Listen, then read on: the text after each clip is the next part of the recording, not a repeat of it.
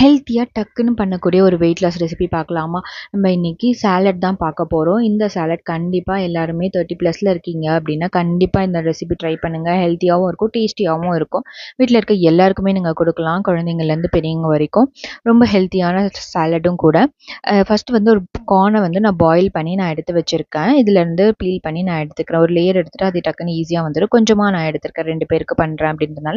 தென் இந்த iceberg lettuce வந்து நான் எடுத்திருக்கேன்.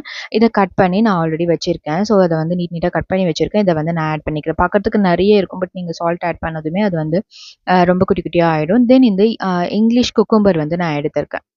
இந்த குக்கும்பர் ரொம்ப டேஸ்டியாக இருக்கும். இதுலேருந்து நீங்கள் தோல்லாம் பீல் பண்ணவே வேண்டாம். தென் கொஞ்சமாக ஆனியன் வந்து ஸ்லைஸ் பண்ணி வச்சுருக்கேன். தென் கேரட் அண்ட் கொஞ்சமாக தக்காளி இதையும் வந்து ஆட் பண்ணிக்கிட்டேன். அப்புறமா கொஞ்சம் லெமன் வந்து ஸ்க்வீஸ் பண்ணி விட்டுக்கிறேன். ஆஃப் லெமன் எடுத்தாவே போதும். புளிப்புக்கு ஏற்ற மாதிரி நீங்கள் வந்து இதை அட்ஜஸ்ட் பண்ணிக்கலாம். அதுக்கப்புறம் இந்த க்ரீன் ட்ரெஸ்ஸிங் நான் ரெடி பண்ணியிருந்தேன். இது ரொம்ப சூப்பராக இருந்தது, எம்மியாக இருந்தது. இது கண்டிப்பாக இந்த ரெசிபி உங்களுக்கு சீக்கிரமாகவே நான் ஷேர் பண்ணுறேன். வேணும்னா கண்டிப்பாக கமெண்ட் பண்ணுங்கள். இது சூப்பராக இருந்தது. நல்லா காரமாக நான் ரெடி பண்ணியிருந்தேன். எனக்கு காரம் கொஞ்சம் பிடிக்கும், அதனால நான் இதை இந்த மாதிரி ரெடி பண்ணியிருந்தேன். சூப்பராக இருந்தது. இது கூட மிக்ஸ் பண்ணிக்கோங்க. இந்த க்ரீன் ட்ரெஸ்ஸிங் கூடவே நான் சால்ட் ஆட் பண்ணிட்டேன். அதனால் நான் தனியாக சால்ட் ஆட் பண்ணல. இந்த உப்பே வந்து ரொம்ப கரெக்டாக இருந்தது.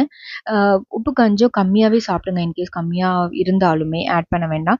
தென் இந்த ஆல் பர்பஸ் சீசனிங் வந்து வச்சுருக்கேன். ஸோ அதை ஆட் பண்ணிக்கிட்டேன். நீங்கள் பீஸாவில், பர்கரில், ரோல்ஸ்லலாம் இருக்கும் இல்லையா, அதில் வந்து இதை ஆட் பண்ணும்போது சூப்பராக இருக்கும். ஸோ அந்த ஃப்ளேவரும் இருந்தது.